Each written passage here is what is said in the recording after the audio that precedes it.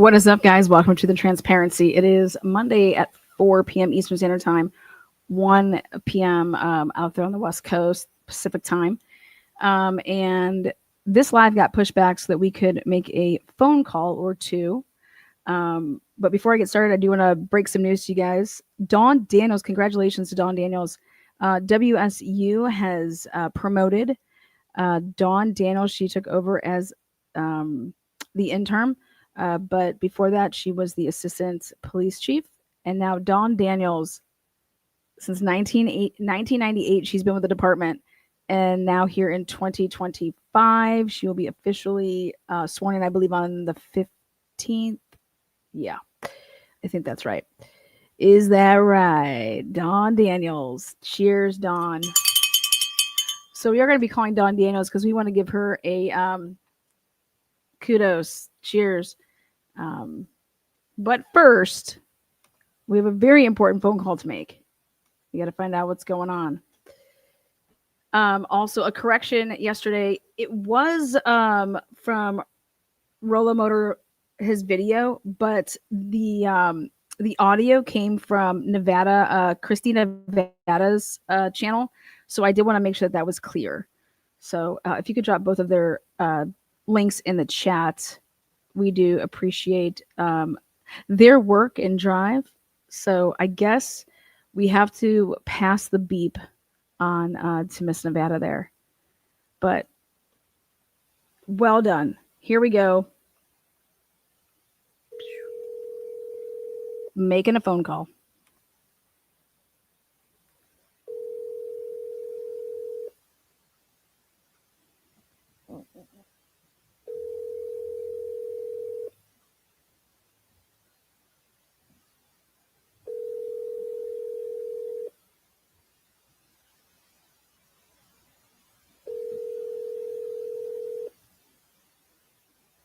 I mean, what the hell? Thank you for calling the Humane Society of the Palouse, located at 2019 East White Avenue here in Moscow, Idaho. Our hours of operation are Monday through Saturday from 1 to 6 p.m. We apologize for missing your call. Please leave us a detailed message and we'll get back to you as soon as possible. Thank you. Have a great day. Hey, what's up there? This is a message for Megan. This is investigative journalist Lana Oriani with Truth and Transparency.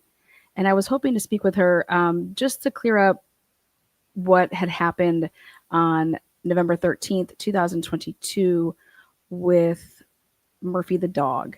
So I have some questions. I also have some information to give her and was hoping to get in touch with her. So I will just try back. If she happens to get this before I try back, here is my cellular device.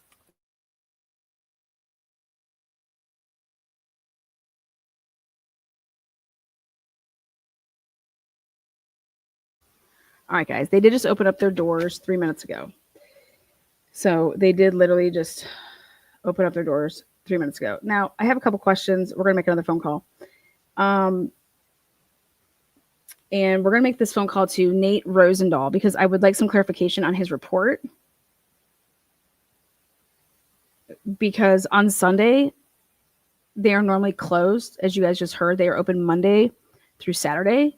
So the first question I have is, how did everything go down on a Sunday at the Humane Society if they are in fact not open? Does that just mean to the public? Does that mean that, hey, you guys can contact my cellular device and we go up there to feed the animal? You know what I mean? Like, what's going on? Also, one of our longtime standing members and friends of the channel,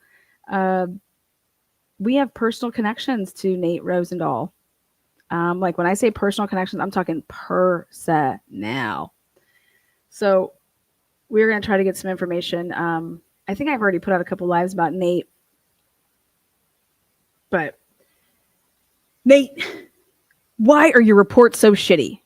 Nate, what do you know? I've talked to your roommate, Nate. I've talked to a bunch of your roommates, Nate. So I'm just curious, why are your reports so shitty? Anyways, the only reason I muted there is because I didn't feel like passing out my phone number to everybody. Next, while we are waiting to make this call, I want to report on, I don't know if you guys have seen that the Barnharts, husband and wife, were they were expert witnesses obtained by the state in this case, and they were going to, they're advocates of Celebrite. So they were going to be testifying to life patterns of Brian Koberger. And this was part of the argument that Ann Taylor was like, what? So she objected, plus it was late disclosure. Yeah. So in the midst of people not being able to talk and are supposed to be gagged and shouldn't be talking till the reports are out, things of that nature, they somehow did an interview with The Independent. And I'm going to read that for you.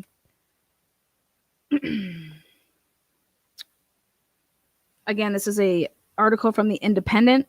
I do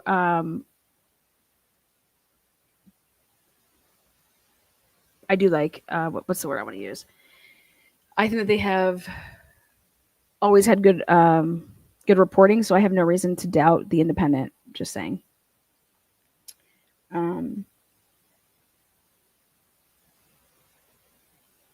But yeah,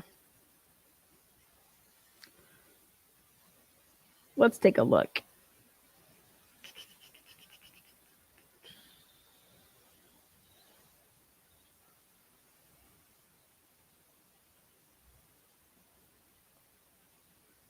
Brian Koberger prepared for the quadruple Idaho murders. Expert was set to testify. In quotes, he didn't just Google these cases. So, according to The Independent, at 2:54 a.m. on November 13th, 2022, Brian Koberger's phone went dark. The battery hadn't died, and it wasn't randomly powered off. It was silenced with precision. Wi-Fi and cellular data were disabled. No location tracking on, and no background activity. A deliberate blackout during the exact window prosecutors say 4 University of Idaho students were brutally murdered at their off-campus home. 2 hours later at 4:48 a.m., so they're at least admitting that Brian Koberger's phone went off at 2:54. They're at least admitting that it was not ever 2:47. So, and the state had to try to overcome that huge piece, which was we lied. And so we need to really hone in on this phone, and we need to find something. We need something because we're about to get blown up on that 2:47 and how that all, why we lied about that. So then 2 hours later, though, at 4:48 a.m., the phone turned back on. It would be months before investigators fully understood what that gap in activity meant. But to the digital forensic experts tasked by the prosecutors with retracing Koberger's steps for evidence to be used against him in his trial, the silence spoke volumes. What we learned is he prepared. According to Heather Barnhart, the senior director of forensic research, I don't know why they're saying at Celebrite. I'm interested in that. If she is the senior researcher at Celebrite, she told this to The Independent. So she was interviewed by The Independent. They also use a picture of Koberger with his thumb up, and they say that the Celebrite team were able to recover details from Koberger's digital history, including this selfie he took hours after the murders in 2022. That's the picture. Barnhart and her colleague, Jared Barnhart, I mean, I got to think that they're married, right? They're either brother and sister or they're married. I'm going to go with that they're married. They are head of CX strategy and advocacy at Celebrite. So they work for Celebrite. This is like, I'm having deja vu when I start thinking of like Ian Whiffen. Okay. They're also a digital forensic expert on the case. So that's what they do for a living. And then they're on this case as experts. They were slated to testify at Koberger's trial before he unexpectedly accepted a plea deal, admitting to the November 13th, 2022 quadruple homicide, and receiving life without parole in July. Koberger was sentenced to life in prison for the murders of Kaylee, Maddie, Xana, and Ethan, who were found stabbed to death on November 13th, 2022 in the small town of Moscow, Idaho. Now, the digital silence and the red flag. The article continues to say, now as more details begin to trickle out through previously sealed police reports and court documents. Wait a second. The police reports that have become unsealed, you guys, none of them, absolutely none of them pertain to anything with the Barnharts. The Barnharts material is still under seal. And that's why I'm kind of just like, wow, what's going on here? There's also, everybody is still under investigation to figure out who the leak was. So not only is your report and your work still sealed by the courts, everybody is still under investigation to see who the leak. And yet here we get this, interview from afar written by the Independent. So I disagree with the Independent here saying that now as more details begin to trickle out through previously sealed police reports. Yes, those are sealed definitely. And court documents. The team is revealing to the Independent what they learned about the killer through his digital footprint. None of their reports have been unsealed though. So, but as far as Ann Taylor has said, these two are married for the record, but I just have to say, are they brother and sister? Because the article doesn't reveal that. She says, my colleague. Okay. Well, DNA from the knife sheath ultimately tied Culver to the crime scene. It was the voids in his otherwise trackable life that revealed how the killings were premeditated. Now, I do want to say this. The Barnharts said also that they were going to talk about Brian Culver's debit card and that his debit card did not make any purchases after the 10th. And the police reports actually blow up that narrative and show that he most certainly was using his debit card way past November 10th. They tried to say that he went paperless from November 10th until he was arrested. That is not true. And actually what comes to light is actually the police reports. And I don't know if people didn't, talk to each other before they realized that it was written in another report somewhere else. But Brian Culver 100% was using his debit card at the likes of Target and Walmart. So I will say that. And actually, it was Judge Hilper that said, "Yeah, I have no idea how this could possibly be relevant." And that was what Ann Taylor's objection was, as to relevancy of, some of their reporting. And that's when Judge Hilper said, "Yeah, I don't know how the debit card stuff could even be relevant." So again, continuing on. So according to the Barnharts, this was premeditated murder. So forensic analysis revealed that Kohlberger's phone had only 4 periods. So this is a big thing.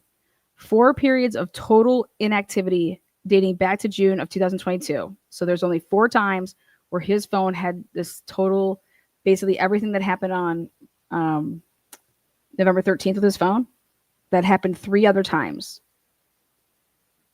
So there was only 4 times that his phone, since dating back to June of 2022 to then November 13th of 2022, one of those silent moments occurred on the night of the murders. He didn't just lose signal or run out of battery, Jared explained. This was an actual button press power off on purpose. So since Brian Culver still had his phone, they are able to then see, when you go into Knowledge C, you're able to see if your phone if it died because of battery, if you powered it on, if you powered it off. And so what that also tells me is that if you could see that, that means that they did a full file extraction on his phone the first time, and that they were able to not lose any data, which is significantly different from what happened with the roommates' phones and the victims' phones. So they're saying that he did not just lose signal or run out of battery. This was an actual button press power off on purpose. and then a power back 2 hours later. Well, what an idiot then. But basically, he was trying to, in my opinion, make it seem like he just didn't have cell service, you know? And that power back happened in the middle of the night of when the 4 students were killed. Culber was no stranger to killings, in theory, they say. As a criminology PhD student at Washington State University, Culber had long been immersed in the study of crime. But according to the digital forensics team, his interests crossed a line from academics to obsessive. He didn't just Google these cases, Heather said. He downloaded full PDFs of case files. You guys, when I saw that and read that, I said, oh my God, I do that all the time. Holy shit. Like I'm actually shocked that they're talking about full case PDF files. You guys, I do that daily with multiple cases. And it's because of what I do for a living. But I will tell you this, it would be no different if I was in the field studying it or teaching it. So I just can't believe that they're putting stock into that. Because you did a download full PDFs of case files. Not once, but repeatedly. He was downloading detailed reports on serial killers, including Danny Rolling, who also murdered college students using a similar knife. This wasn't casual browsing. This was meticulous research, she added. To determine exactly what happened during that 2-hour window on the night of the murders, the Celebrite team recreated the digital environment and studied call logs. Now, I would love to see. So basically, since the Barnharts, they were not, as far as I have seen everything, I have to double check. But I believe that the Barnharts were, I want to know if they were always slated to be experts that would testify in their case in chief, or if they were experts brought on to be rebuttal experts to whatever the defense was going to put on, which is really, really important in my opinion. And that's, you have to understand that order. And that's what Ann Taylor had been saying from jump, which is, wait a second, we're not listing our experts and disclosing our experts and what they're going to say. Okay, the burden isn't on us. The state has to actually do that first. And then after we see what their case in chief is, because that's how it works, like it's their burden, and you have to disclose your experts and disclose what your experts are going to say, then the defense actually goes out and they would say, okay, this is what these people are saying from what this material is. How do you see it? Is it any way different? That's why we would hire you. Because then here's our experts to put on it. No, this is how I see it this way. So all of that matters. And that's why Ann Taylor was losing her shit when she's just like, what's going on here? Like, they're able to keep changing their reports, supplementing the reports, and then Ann Taylor tried to do some strategic moves. We're saying, well, guess what? If we don't use these couple experts, then they're just listed as rebuttal, so they can then not testify. And she did that with David Middleman. She basically made it so that David Middleman would not be used unless they used somebody, because he was never listed as a expert for their case in chief. So it's just, at the end of the day, as much as, like, I'll break down the strategic moves of what teams are doing, but at the end of the day, I witnessed the Karen Reed case up close and personal, right? And it was like, here's Ian Whiffen, right? And if we would have went off of Ian Whiffen's testimony, which was like, it looks so good, like, oh my God, the phone just, it stops right then and there. Dude, it was right when he got hit, all those things, right? Boom, conviction, right? But why didn't Karen Reed get convicted? Because it wasn't just as cut and dry as the state was making, or the Commonwealth was making it seem. Okay. And data can be interpreted. Data doesn't lie, no doubt, but there could also be multiple reasons for certain things with data. There truly can be, especially when the data revolves around the phone. And that's why they'll never testify. Nobody will ever testify that a phone is identifying the whereabouts of a human being, because no, we're just identifying the whereabouts and the movements and what the phone is doing. Period. You cannot associate and say that phone is then determining a person's whereabouts. An expert's never going to testify that way. They're going to testify to the movements of the phone, and then just the likelihood and the probability that the person that actually owns the phone is actually with the phone. Things like that. But they have to be very careful how they say it, because it's all about the phone. So moving on, they say, so they're all about these PDFs. So this wasn't a casual browsing session. This was meticulous research, she added. To determine exactly what happened during that 2-hour window on the night of the murders, the Celebrite team recreated the digital environment and studied call logs.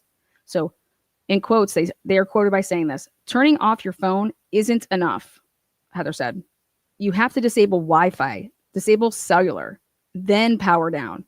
So he would have had to do those two things and then powered off his phone. And so my question is can you prove that he did those two things and then powered off his phone? Just like she says it here. So in quotes, turning off your phone just isn't enough to make it do what this phone did, which is Heather saying that you would have to disable Wi-Fi, disable cellular, then you would power down. And that's what he did. And so that's interesting to me, okay, because I do believe that the knowledge sea would tell you that, right? Just like the knowledge sea would tell you if your phone is facing horizontal or landscape.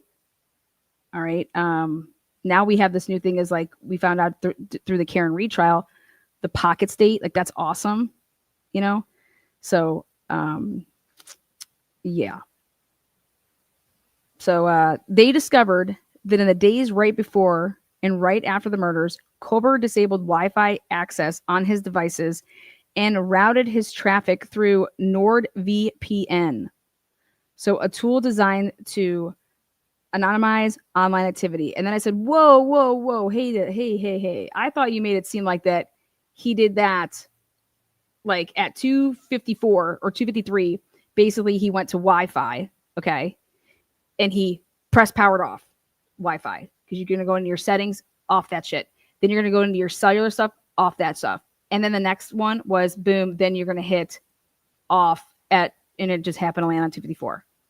That's what I was expecting and would want to see if you're going to sit here and tell me that that's what he did.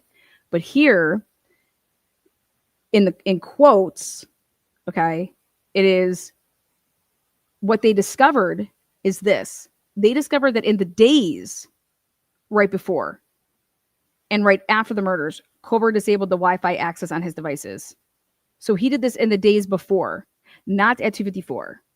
That would be a huge argument that the defense would make, because you just sat here and said that he did this precisely at 254. And so let's get clarification here. He did it a couple days beforehand, correct? And that's just what I would want to know.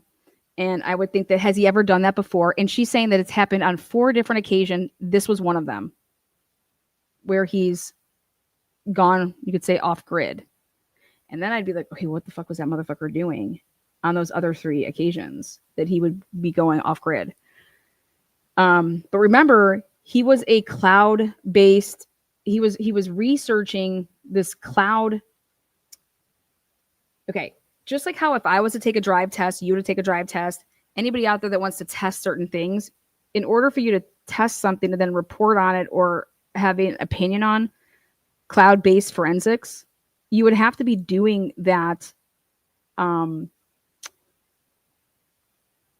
would think that it's weird if you weren't doing that to be testing things. If I didn't see it at all. So I would have a bunch of questions about that. but he was running his traffic through the NordVPN, a tool designed to be anonymous online activity. Well, guess what? Do you know how many people that come on YouTube that use VPNs? Do you know how many trolls come my way since 2020? Yeah, since 2020. Since present day.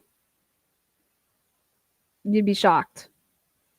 You'd be absolutely shocked how bed-bound bitches have found their way to, hey, I don't work for a living and I'm lazy as fuck, but I'll sit on the internet and fuck with people and I'm going to go get a VPN to do it and I'm going to go do this, that, and the other thing.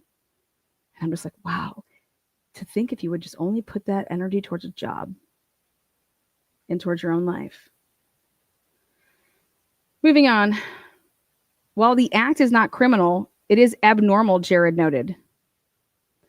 He was diligently in prep and cleaned up and made our jobs really, really hard, Jared says. So for anybody out there that wants to say he's not smart, he's stupid, blah, blah, blah, Jared and his wife here, they're saying, no, actually, he made it very, very difficult for us to even attempt to, put this on to a jury and to be able to explain this.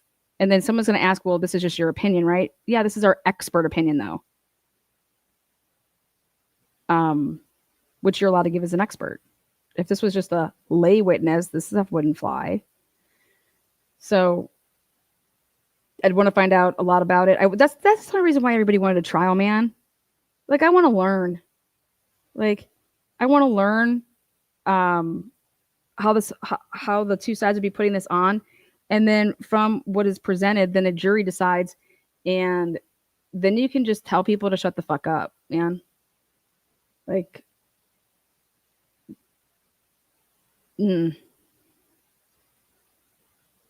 trust me, nobody would want Brian Culver to be their roommate or their neighbor. Okay. If this is the shit that he's doing and that he did these killings, you know what I mean? He said he did the killings. So take him at his word, because I don't know anybody out there that would ever say that they did this if they didn't, because you would stand a way better chance with all the fuck ups that occurred in this case to actually get an appeal and go that route than ever admitting that you did this. Your route, you just made 30 million times harder. Okay. If you're truly innocent. So anyways, they said that he was diligent in his prep and he cleaned up and he made our job really, really hard. This is someone who tried to really, really, really hardly, they tried to not be detected. This is somebody who it wasn't just on a whim. So his phone had joined the Wi-Fi at the restaurant two of the victims worked at. And this is what I said. Okay, I have something to say about this. In a completely different case, I've talked to 3 experts about how this would ever happen. And this was way before this article ever was written. So Brian Culver failed to do a full cleanup of his phone. I said, okay. Details of what the team found, including scrubbed files, private browsing, VPN activity, and obsessive downloads about other serial killers, were found hidden deep in his phone, not in a visible gallery or standard folder, but in buried file directories that required forensic tools to uncover. He had also downloaded reports on the Idaho murders and extensive searches of his victims. And I said, whoa, holy shit. Okay. I said, wait a second. This is what we've been waiting to find out about. What do you mean? You were going to come to the table and you guys were going to say that Brian Culver, he had also downloaded reports on the Idaho murders? Well, first of all, who wasn't downloading reports on the Idaho murders? Are you talking about stuff that was accessible to the public? Or are we talking about stuff that was not accessible to the public and he was on some whack-ass server because he was doing shit with Pullman police or WSU police and he had access to stuff that none of us had access to? There's a difference, and I want to know what you're referring to. Okay. The next thing is that I would want to know is, and extensive searches of his victims. Was that before they were killed or after they were killed? You guys, if anybody got my phone, they would be like, whoa, what the hell are you Googling? Like, but if I Googled that shit before they were killed, then like, you know,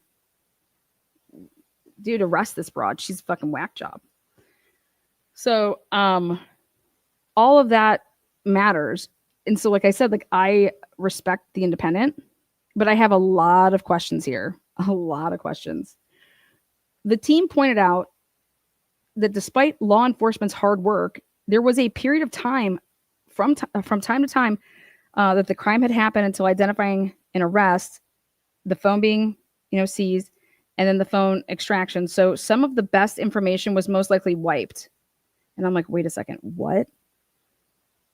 So they're saying the team pointed out that despite law enforcement's hard work, and now in quotes, there was a period of time from the time that the crime happened until identifying an arrest, the phone being seized, and then the phone extraction. So some of the best information was most likely wiped. And I'm like, exactly. So what you're telling me is that you're referring to everything after the murders, not before the murders. And how was anything wiped? I want to hear more about how he attempted to wipe, because I'll tell you what's awesome about Celebrite is that if you go to delete something, they will show you that this person attempted. And when they say like delete it, that's where the argument's going to come in. That's where Ian Whiffen is over here saying like that Jen McCabe never made that Google search, and that Google search was from later on, and she just happened to use a browser that was up and started at a certain time. I mean, do you understand that with what Ian Whiffen went out and put out there, I was looking forward to comparing it to what these experts were going to say, because that I'm going to call bullshit on bullshit. And I want to talk about different versions of Celebrite because they keep up, you update stuff. But I'm of the opinion that after I saw the Morrissey emails come out, the 4,000 dump, that shit, you can pay anybody and there's a price tag on anybody to say anything. So I feel like I just can't be bought. So I'll take a look at this. Go ahead, send it this way. But everything that she just said there in a quote is telling me that you're talking about after his phone. You're talking about after the crime, first of all. And then you're talking about even after the seizure of the phone, which means the FBI had it. So can we pinpoint some dates on when this happened? Because the FBI actually, they seized his phone. And now we have chain of custody issues. If you look at the Moscow Police Department police reports, there's chain of custody issues. And Ann Taylor brought that up. Is like, wait, the FBI did the extraction, but you guys didn't have a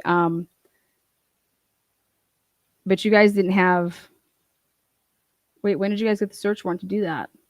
So you don't think that the FBI looked at anything? Remember where she was asking that to Maury, and he's over there answering questions, and it's like, how are you answering this if you were not co-located with the FBI when they did this? Because you have no personal knowledge. So you should be saying, I have no idea what they did, period. I didn't receive any reports from them. I just received XYZ on this day, boom.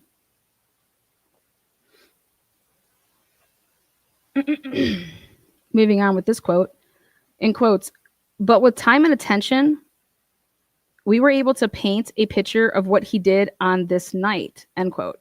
So again, you know what comes to mind the first time I hear that is exactly with time and attention, which means if you don't waive your right to a, you want to have your speedy right to your trial, right? But you also want to make sure that you have a speedy preliminary hearing, right? Those are all afforded rights of ours. You guys, I can tell you this right now. We aren't afforded those rights because they hurt us. We are afforded those rights because they help you. If you give anybody time to create a case against you, are you out of your mind?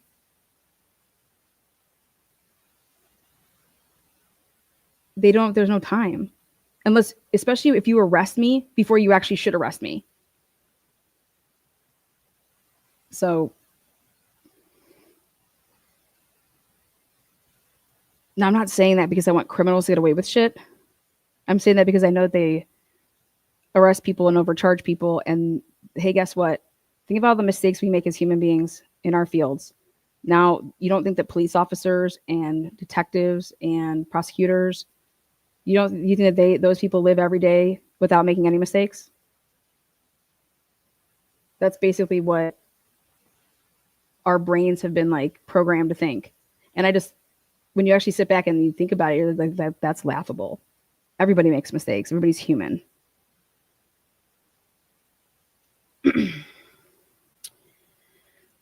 It's just a matter of if you're going to admit the mistake or if you did it on purpose. So basically they say, but with time and attention, we were able to paint a picture of what he did on this night. In quotes, even though some of the best stuff wasn't there. What does that mean? Even though some of the best stuff wasn't there, he certainly didn't cover all of his tracks. Well, what's the best stuff? I just was so interested in that. I was just like, damn, I want to hear more. Kohlberger's digital footprint also included a passive log. Oh, this is good. Google the word passive log. Passive log of Wi-Fi networks. Google that. See what comes up. So again, Kohlberger's digital footprint also included a passive log of Wi-Fi networks his phone sought out. Do you know what that means? I'll help you out. Do you guys know that, let's say that you live in a development that has 6 or 7 streets. You're on the 7th one to the back, okay? And in order to get to your street, you got to come off the main street, and then you got to pass a couple other developments to get to the highway, okay? So if you get off the highway and your phone's on Wi-Fi and you're driving, do you guys know that anytime you're driving and people in your neighborhood around you or wherever you're going, hey, I got to pick up the kids Chick-fil-A, okay? If there's wherever, there could be a person that has like a hotspot running. There could be any Wi-Fi that would be public without a password needed. You would then briefly like hit their Wi-Fi and like get on it for a second.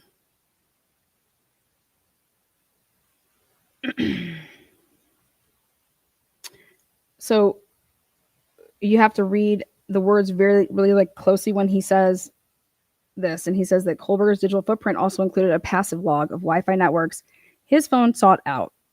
When they're saying sought out, all of our phones seek out a connection if you have Wi-Fi enabled because they're trying to catch a Wi-Fi. That's what that means. It has nothing to do with a personal preference of a user pressing something. Okay? And that's why it's called passive, a passive log.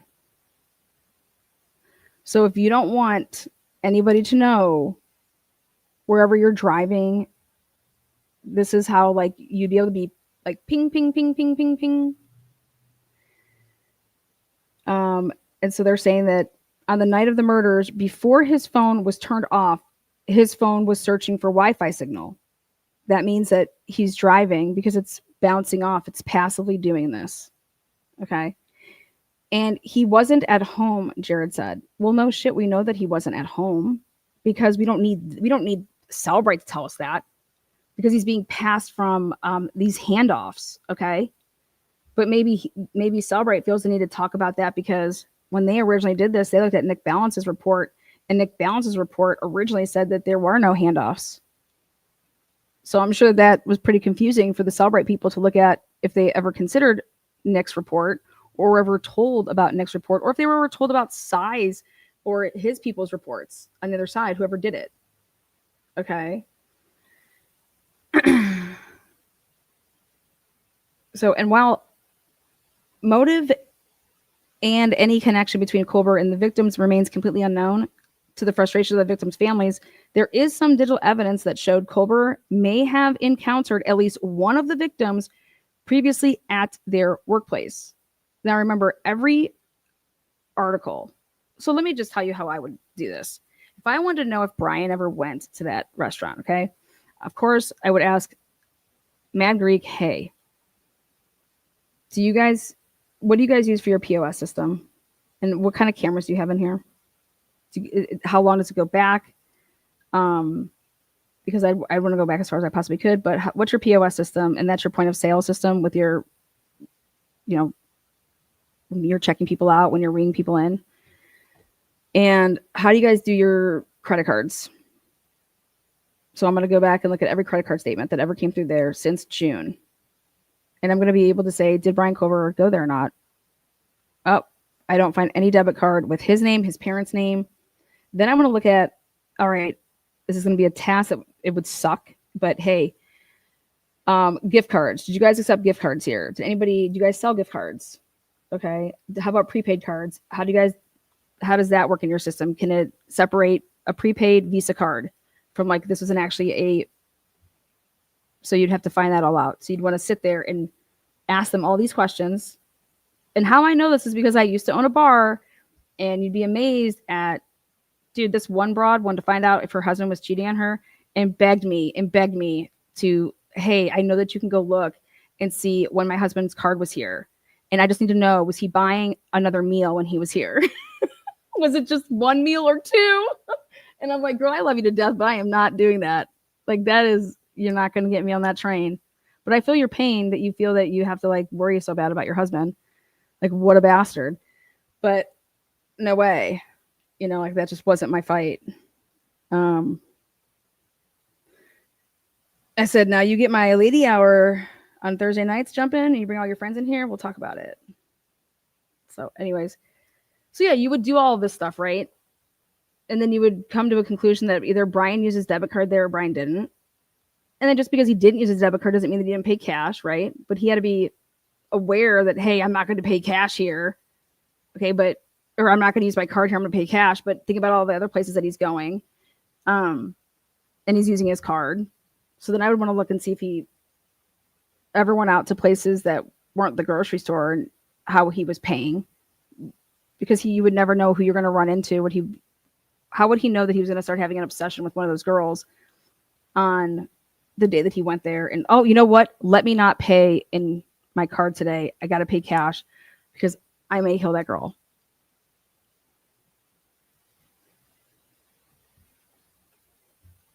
So in this article, they go on to say that they believe that, and while motive and any connection between Culver and the victims remains completely unknown, we can tell you that that there is some digital evidence that showed Culver, they say, may have encountered at least one of the victims previously at their workplace. Madison and Xana worked at the local restaurant, the Mad Greek, as servers before Culver murdered them. After the killings, a fellow employee said that they remembered Culver visiting it twice and eating vegan pizza. Well, that's funny because it was actually said opposite when you asked the owner.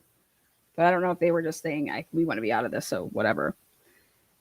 And let me tell you another thing is that there is no MPD, none, zero MPD report that says that the MPD ever interviewed anybody from Mad Greek and they said, I've seen Brian Culver before.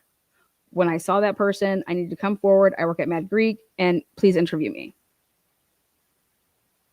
314 reports. Not a single one involves the Mad Greek. Can you guys imagine that? They didn't interview anybody that worked at the Mad Greek, Moscow Police Department, and they did not interview anybody that owned that restaurant. Now, that doesn't mean the FBI didn't, and it doesn't mean the Idaho State Police didn't. Maybe the Latah County Sheriff's Department. But I can tell you, we went through 314 reports. None of them have anything to do with the Mad Greek.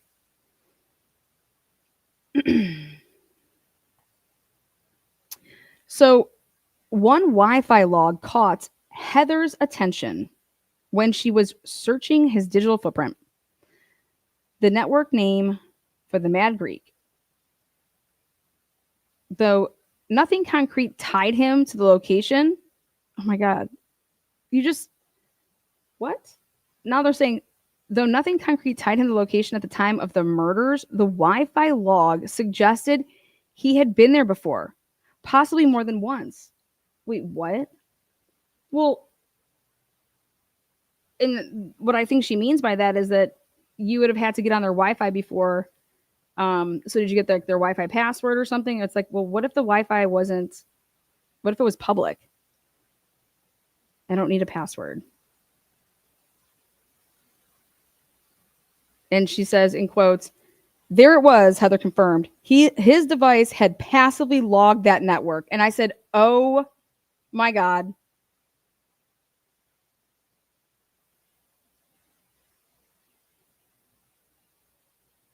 I said, are you kidding me? Because I know what that means. Passively logged. I was like, wait, this is crazy. And she's like, there it was. Heather confirmed his device had passively logged that network. Well, what's passively logged mean? And I'm like, wow. So I was like, okay. And then the article goes on to say that there was no smoking gun. Unlike the DNA on the knife sheath found at the scene, the digital evidence didn't deliver one big aha moment, the team said. Instead, it emerged slowly through fractured call logs, gaps in data, and strange behavioral shifts. What? In quotes, there wasn't a single smoking gun, Jared said, but we found that the digital evidence told the story of preparation. My personal opinion is that if Brian Kober is the guy, right, that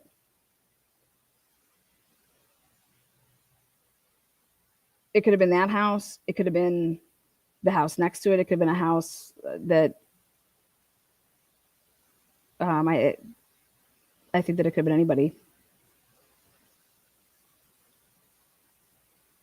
DNA can tell you who did it, he added, but the digital evidence showed us intent.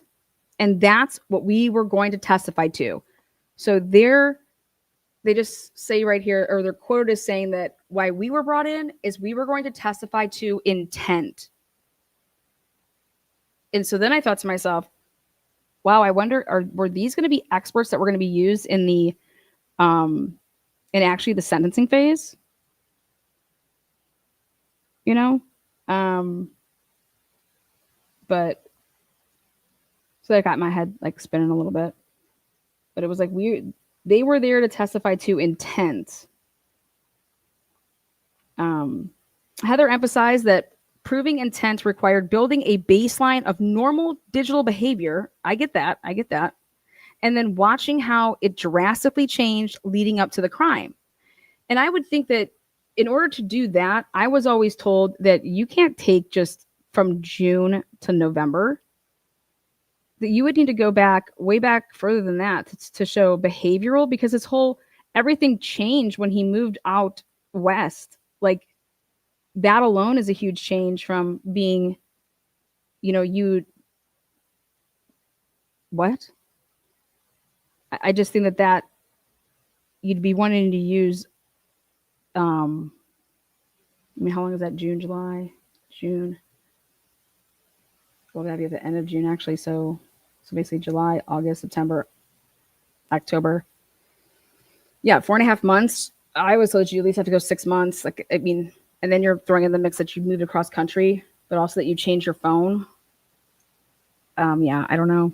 I would love to hear more about that from like somebody else talking about if they would use how many months. But I was told that there's no way that you would only be able to show pattern of behavior with 4 months. No way.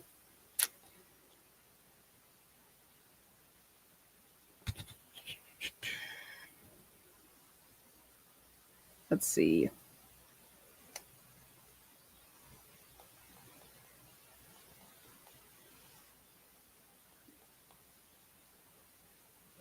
So again, I agree though with this, that you want to show someone's normal pattern of behavior. Absolutely. And then you're like, she says, whoa, this is completely abnormal, when you're showing like, this is how he does things. And then boom, here you go. This is where it's completely abnormal. And that moment aligns with the crime for them. They said, well, that's not an accident. So they're saying, and I'm just like, wait a second. I thought you just said on 4 occasions total that there was this like Wi-Fi complete darkness, non-activity type of thing. And you described that it happened on 3 other occasions since June. So that doesn't make sense then. Because that wouldn't be something new. Again, for her, she says in quotes, if you can prove normal behavior and then go, in quotes, whoa, this is completely abnormal, and that moment aligns with the crime, well, then that's just not an accident. And that's what the periods of silence showed. I said, wow. Again, this is all your opinion. His relationship with his mother, they go on to say, while much of Kohlberger's activity pointed to calculated isolation, one relationship remained steady, his connection to his parents. Starting at 6:13 a.m. the morning after the murders, so from 4:48 when he turned his phone back on, think about that. He's calling and texting his mom and dad nonstop. End quote. It was incessant, but it was also one of the only things he did that matched his normal behavior. I'm like, oh my God. I was like thinking, I'm reading this and I'm like, oh my God. So like, wow, he's never done that before, right? He talks to his parents all the time, but not at 6:13 in the morning, right? And then Heather goes on to the next sentence and just says, it was also one of the only things that he did that matched his normal behavior. And I'm like, oh my God. I'm like, so calling his parents at 6:15, where we were been asking, did Bethany ever do that? You know, when she called her parents. Here, Kohlberger, that's one of his normal routines. And I'm like, so that has to be like a letdown, you know? So him calling at 6:13 in the morning, just so we're clear, is 9:15 in the morning on the East Coast. But also it's like, dude, the motherfucker didn't sleep. I look at it as regardless if he committed the crimes or not, taking that aside, your phone, like you're like this man doesn't sleep, right? So even in the weeks leading up to the killings, Kohlberger's digital communication showed few signs of friends or peer connections. Jared recalled seeing only one other contact, a classmate, briefly engaged in a group chat. All other correspondence was to who Kohlberger called mother, father, and sister in his phone. Well, I'm not going to lie to you. I know a ton of people that label that stuff that way and they're cheating on their spouse or their boyfriend or girlfriend. And it's really not the person that's labeled. So hopefully they double check that. Not saying Kohlberger's some amazing, he's got some game, but I'm sure they double check that. The moment so he didn't have gay Ben in his phone as Ben Gay. God, that'd be funny. If Kohlberger's contact was Ben Gay. He didn't have the university in there. He didn't have anybody that, what about the Asian girl? He just called her freak show. I mean, what? I thought that she called him and was like, hey, come over and help me, you know? Anyways, the moment that we started looking at the messaging, it made me think of, Bates Motel, Jared said, referring to the horror movie Psycho. I mean, it was like mother and the label mother. So he had his contacts truly labeled mother, sister, and father.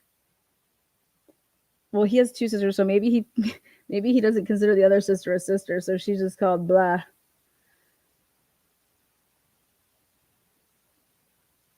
But according to Jared, it was like, dude, I just got total vibes of the movie Psycho, Bates Motel. The constant contact with his mom, it was wild, he says in quotes. Now, on December 29th, now this kind of blew me away. On December 29th, this was the day before his arrest, Culver began calling and texting his parents obsessively. He's with them. Like, Brian is at and living at home during this period of time on the 29th. Okay? So on December 29th, a day before his arrest, Culver begins calling and texting his parents obsessively, just as he had on the morning of the murders. If his mom didn't answer, he'd call his dad, they said. That same day, Culver researched terms like paranoid, psychopath, and wiretapping. According to Jared and his wife here, it was obviously weighing on him, end quote. I'm just like, why is he calling his parents like that if he's at the house? You know?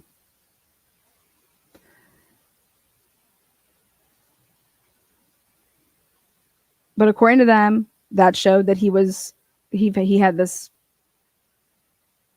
guilt just weighing on him. The contact with his mother continued after his arrest, with inmates at Ada County Jail reporting that he was, well, they were all around him and waiting for, whatever. He spent hours on the phone with his mother.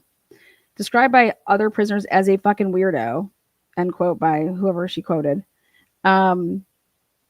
He would wash his hands dozens of times each day and would spend 45 minutes to an hour in the shower. The court documents stated. Culver's mother and sister were present during his sentencing. At one point during the victim impact speech, his mother broke down tears. The only time Culver spoke at the hearing was to, quote unquote, respectfully decline the opportunity to address the court or reveal why he committed the gruesome crimes. I wish that he would have done that for the families. If you're going to fucking say, I did it, and you truly mean that you did it, then tell them. According to the Barnharts, we didn't find the why, but we found the how. And I said, what? Despite their exhaustive efforts, the forensic team never found a true why. Well, I don't think a phone tells you that ever, does it? We didn't find the why, says Heather. We wanted to for the families, and that was frustrating. But we found the how. What? I cannot believe that they're saying they found the how. And the how, they say, suggests it wasn't spontaneous. In quotes, this wasn't someone who just snapped, Heather added. This was someone who planned. He didn't accidentally stumble into that house and commit these heinous crimes. It was intentional, end quote. And then the article ends. Wow. Well, I don't see how that article proves to me that I personally think that if it's Kohlberg, he could have killed anybody, So anyways, that was what the people from the that were quoted and spoke to the Independent, and that would be the Barnharts, and they were experts from Celebrite that were tasked with testifying for the state. And I'm actually shocked that they're speaking out. Let's see what's going on here.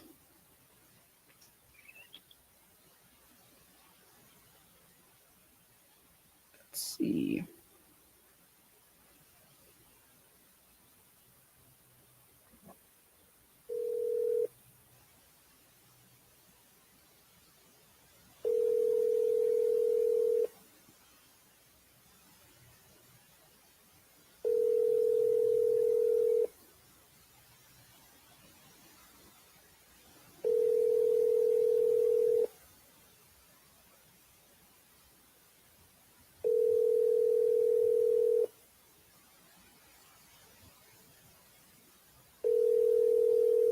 This is Megan. How can I help you? Oh my gosh, Megan, just the girl I wanted to talk to. Hi. I had left a message for you. I'm not sure if you got it. Who is this? This is Lana with Truth and Transparency. I'm an independent journalist. With who? Truth and Transparency. Okay. I just had a quick question for you. I'm sure you're busy doing a million things. On the day that you guys had Murphy, did they ever figure out how Murphy got out or whatever? I don't really have any specific details on that. You don't? Ugh. No. Okay. I was just curious if like the dog had come back, if you remember. Was it in fact Murphy even? If maybe it was a different dog? I mean, honestly, that's that far back. I don't remember the individual names of the dogs that come in, but I don't have any specific details on that, no. Okay. Do you even know what I'm talking about? It's like the day of the murders out there. I do. Oh, okay, yeah. Okay. I just wanted to make sure. Yeah, because I got the report of you calling and I was like, oh my gosh, Megan is really concerned and nobody seems to care that Megan's concerned. So I was just curious if they ever called you back and they like told you like, hey, we actually really came and got the dog. Did you ever find that out? Can I have you just hold for a moment? Sorry. Yeah, sure, no problem.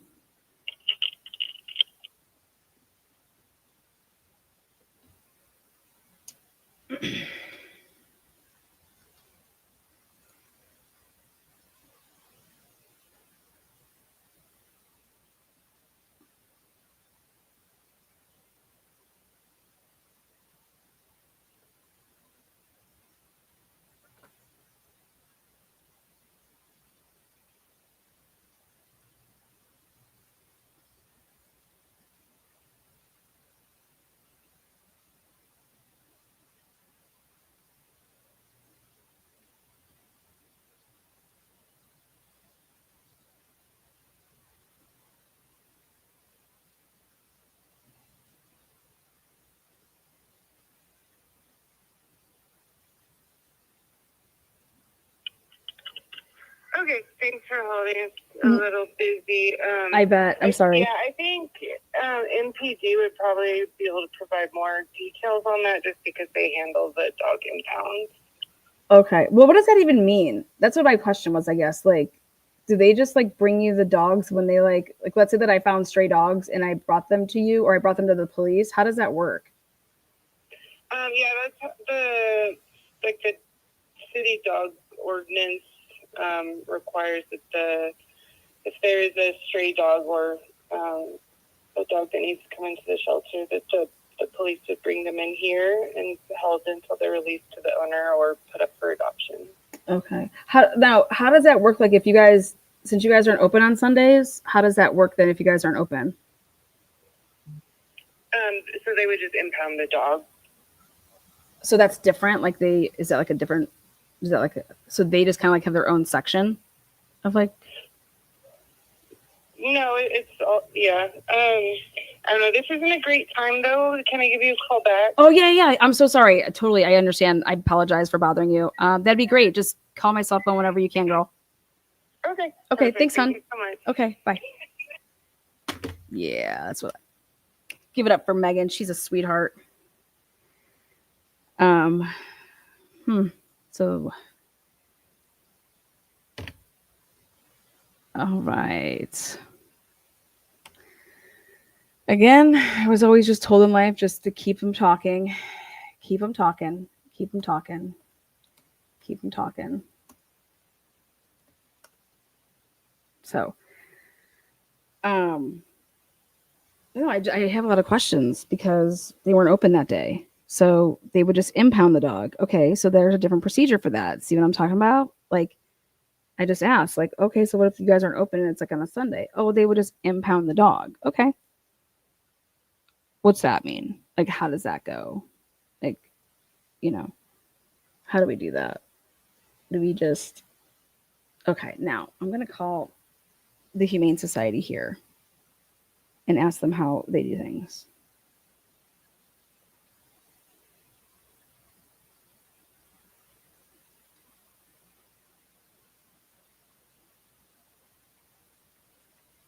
Okay. Thank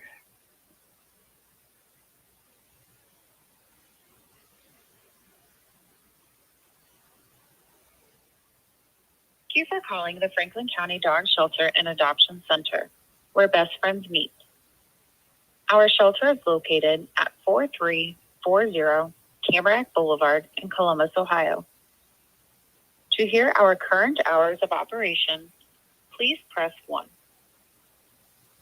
If you are calling for information on how to adopt a dog, reclaim or surrender a dog, to make an animal awareness payment, or to schedule an appointment, please press 2.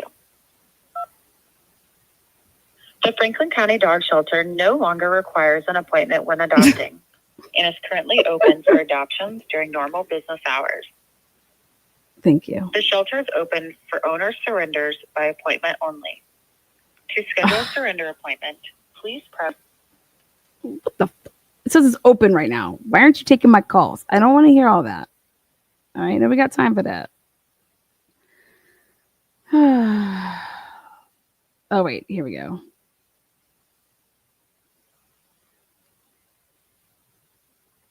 Oh wait, hold on. This is why I need to call Columbus Humane.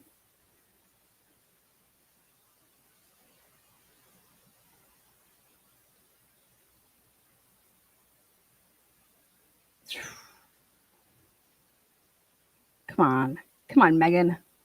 Grow a sack. Just tell us what's up. How did it flow out that day for you? I can't believe that James Patterson didn't have this lead.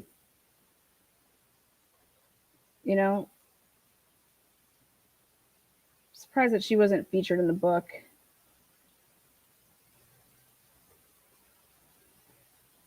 It's because it went against their narrative. Okay, here, let's try this. We'll try calling a little bit further out.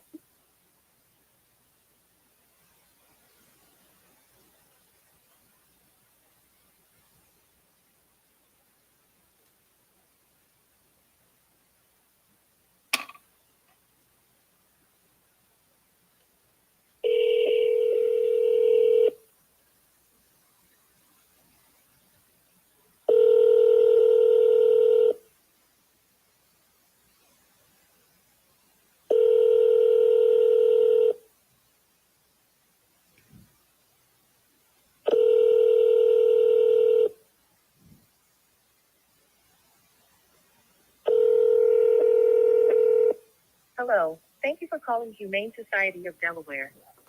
Please leave a message and your contact information, and we will get back to you as soon as we can.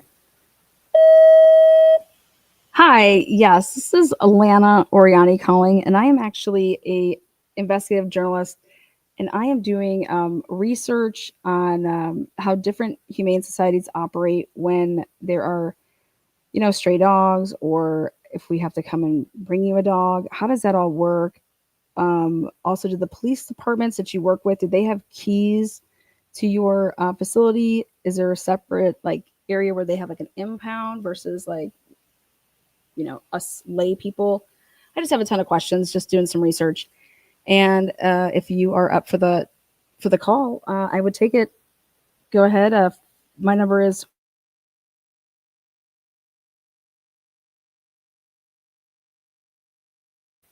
okay.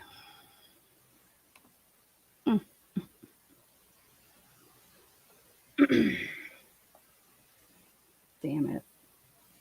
All right, guys. How about Don Daniels? Give it up for Don Daniels. Don Daniels is the new chief. Don Daniels at WSU. That ought to chip Brian's ass. It's a woman and she's a lesbian. Brian Colbert is pissed. That's Brian's departing gift.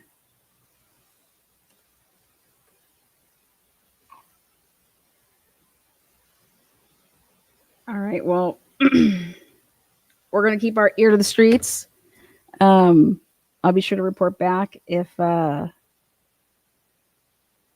Miss Megan has some time later on. But she's running a tight ship over there. She's busy. So we'll be back soon. Thank you guys for joining us. Again, Miss Potts, how is this not tampering? Obstruction. I don't know. I don't know what you mean, Dell. War gave out 5 Truth and Transparency memberships. War Damn Eagle, that is what I'm talking about. Murky, yes. Welcome back. I'm late, but I'm back. I love it. So good to have you back. Woo, woo. Laura Jones, walk on membership. Moto. Dude, of course the guy is paranoid. He was stopped twice the same day. He sees strange vehicles outside his house. He knows that he has a white Elantra. You know what I mean? Like, oh my God. Great point there. Jenny from the block says, thank you for your dedication to this case and all of your hard work. I do appreciate that. Love the love. Lottie Dottie. Lottie Dot. Super sticker. Thank you so much. Cheers. What else you guys got? Any other questions?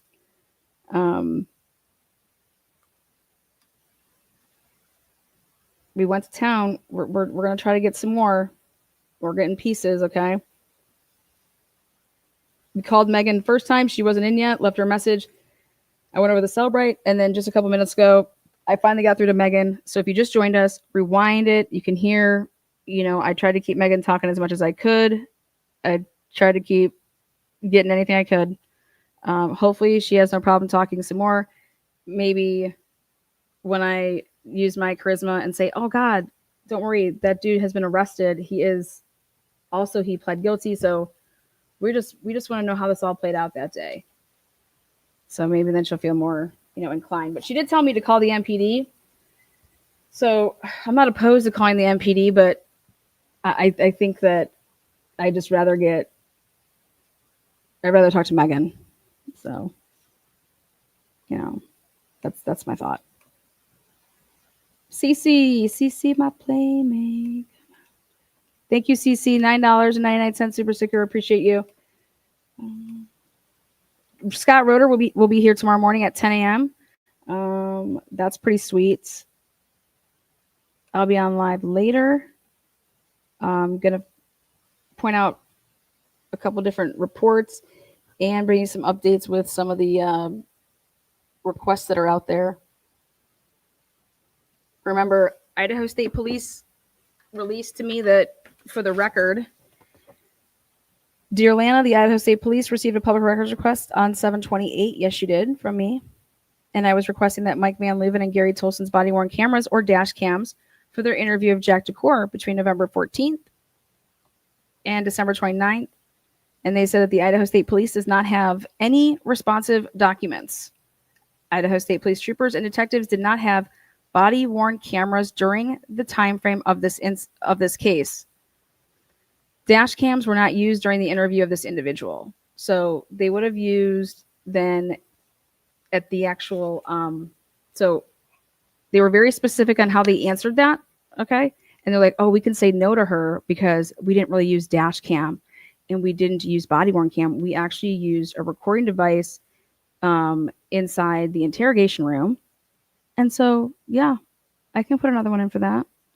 But how about this? I played y'all because I got you to respond to something that I wasn't even asking for, which was, you just told me that during this pendency of this case, that nobody from Idaho State Police, no troopers, they did not have body-worn cameras during the time frame of this case. So there you have it. You will not find an Idaho State Police body-worn camera. And then I'm thinking to myself, well, let's go back and look at the Dan Howard shit.